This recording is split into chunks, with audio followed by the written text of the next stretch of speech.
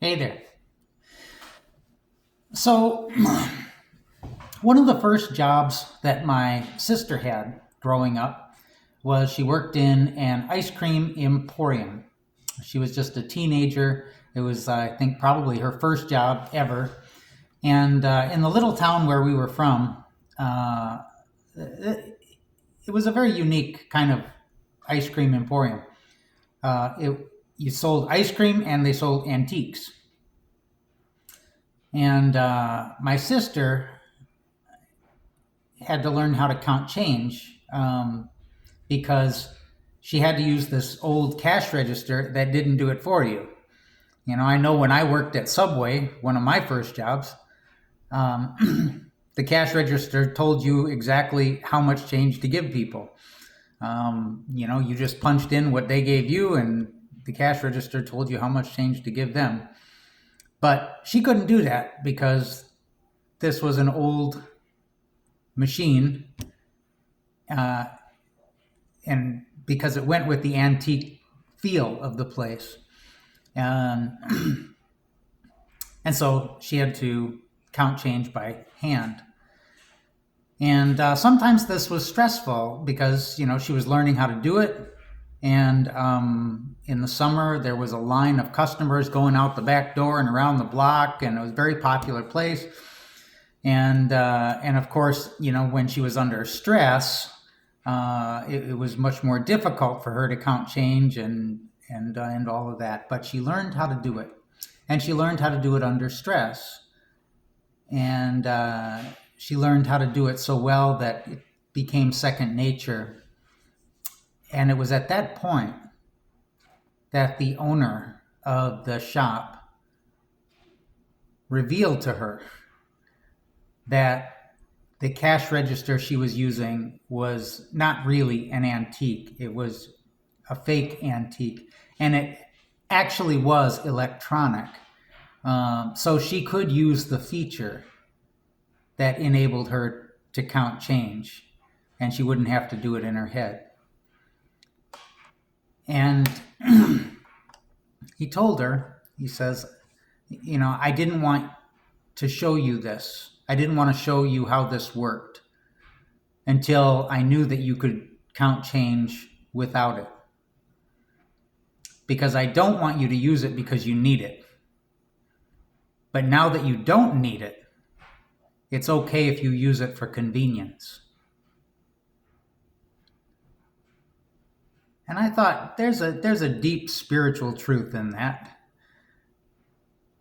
When you're shaking your fist at the sky demanding that God help you with something, I really think that you close off the forces that can help you. I hesitate to use the word manifesting because I know there's a lot of baggage with that, but I'll use it. Just keep in mind, I know that there's a lot of baggage around that word, but whenever we ask for something and we are in a state of need, it's very hard for us to be open to the things that will provide that thing that we want so badly. On the other hand, when we don't need something so much, we find that we attract it a lot easier.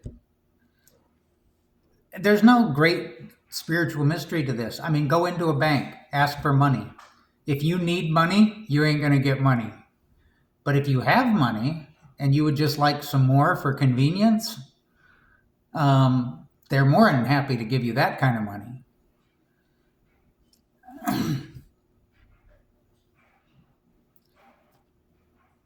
Whenever we need a miracle, sometimes I think we close ourselves off to that miracle. And it's only when we say, okay, I don't really need this. I'm happy enough where I am. I'm satisfied with what I have. Then sometimes I think we unlock those forces that bring about that thing that we want when we don't need it.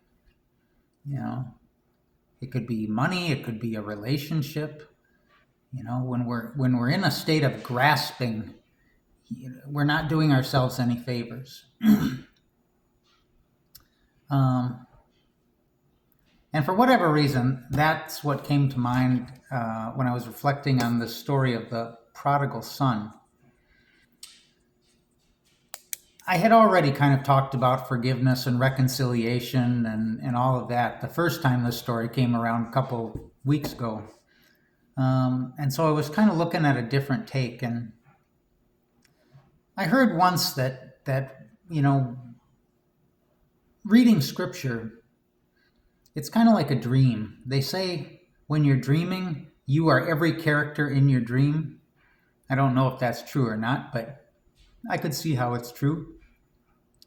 Or when you're reading scripture, it's good to imagine yourself in the shoes of every character that comes up in a story. So in the story of the prodigal son, I think we play all of those different roles at different points in our life. There's times where we're the younger son, the son who's really messed up bad, who, he feels like he lost a good thing because he made some bad choices, and now he's got to live with those choices, and he thinks he's beyond the reach of redemption. Or there's times where we're the father. We love two people in our family that can't get along with each other.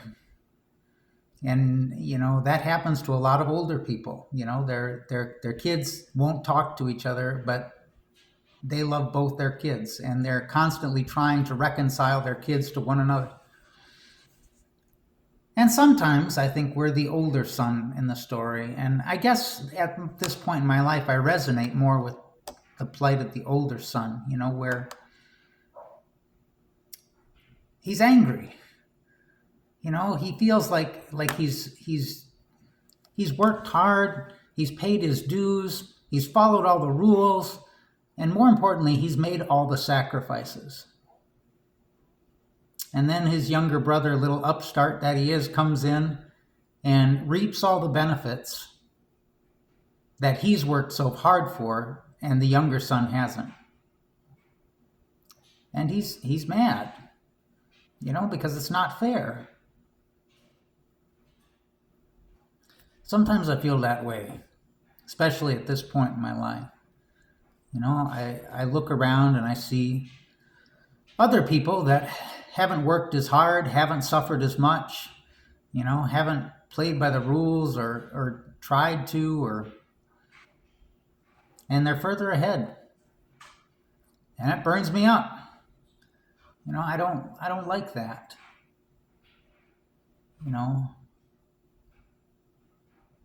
And sometimes I want what they have.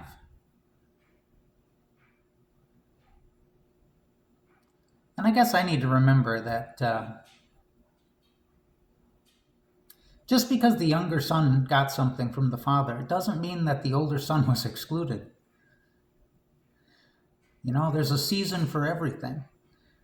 And the season in the story was that the younger son returned, and it was time to celebrate his return. That was the season. There's a season to reward the older son for his faithfulness, for his loyalty, for his diligence. There's a time and a place for everything. And just because somebody gets a big piece of the pie doesn't mean that you're going to get less. There's always more pie. There's an endless amount of pie. And it's always good to remember, too, that, no matter what I may want, there are people in the world, not that far away, who are praying for the very things that I have already.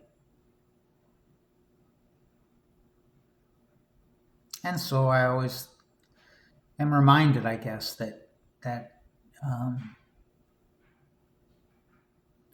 you can't have more of anything until you're grateful for what you have. Until you're so grateful that you feel like you're satisfied, that you don't really need. And then those other things will come into your life and fulfill that rightful place. They won't be because you need them, but they will be more for convenience.